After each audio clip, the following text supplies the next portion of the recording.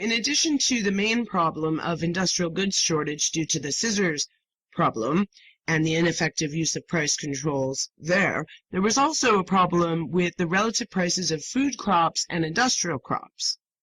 The price of food crops and industrial crops led to a shortage and surplus of the two. The relative prices were difficult to correct. As Bolshevik leaders tried to juggle the different relative prices, each caused an imbalance in other areas.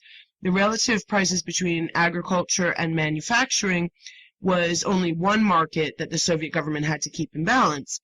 Another was between private and public farming. The Soviet government couldn't effectively control the price of agricultural goods.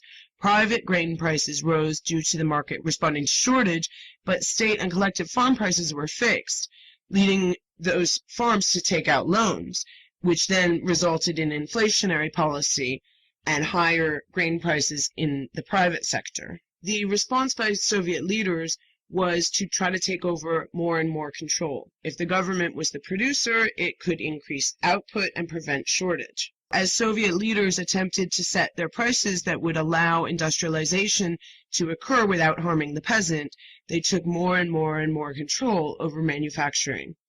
Unfortunately, when they lowered industrial prices to allow the peasant to purchase tractors and other goods, the result was shortage in the countryside and ailing state-owned businesses in the city.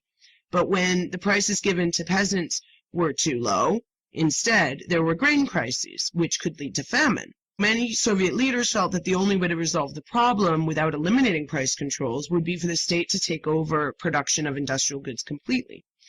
If the government was the producer, it could increase output and prevent the shortage. This was the argument of the left, which finally became state policy when Stalin won power.